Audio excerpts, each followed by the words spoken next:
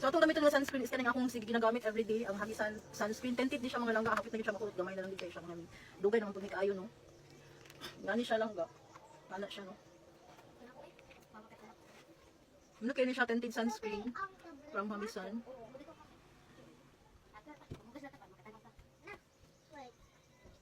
So mag-tinted sunscreen ato dayon butangan og day cream. Kay ning day cream nga langga. Bisag dili naman mag-foundation, dili gid ni siya. Mura na ni siya foundation tapos bisag panington mo ani nga cream, dili ni siya magputi-puti. Dili magputi-puti ang inyong face, dili siya manghulas, dili mo maulawan ani kay dili siya magputi-puti sa inyong naong blendable kumot.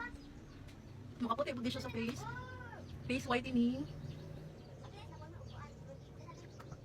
Face whitening gihapon ni siya mga langga.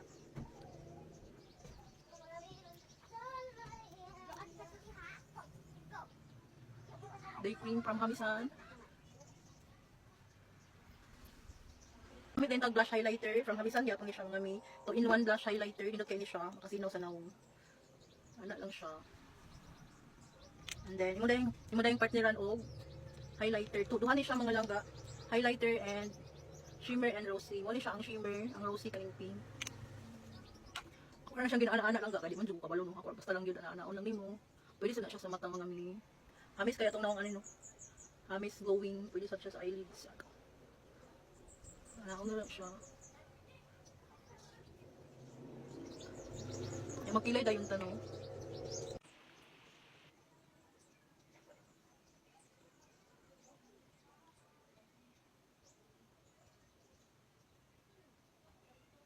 Natural looking lang din siya langga. Nakakita makakilay no. Tawa guys. Dali nakakita no kung kanitong gamiton maangge, eyebrow, pencil, tapos kani mga langga. Ako sa di siyang sapawan og Queen Bella para magbushi-bushi bitaw siya effect. So kung manatag ka kilay no sa ato butangan og Queen Bella nga eyebrow gel. Dahan ko ani no, kay sapaw gid ani kay para magbushi ato ang nipis magud kay kog kilay so dahan gid ko nga brush ang bushi effect ba. So ato na siya manaan.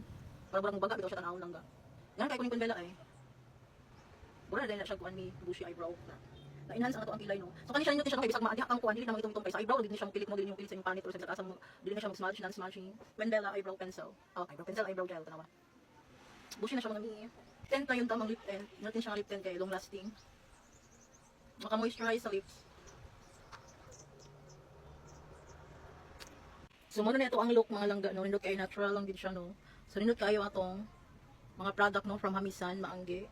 Queen Bella brow gel.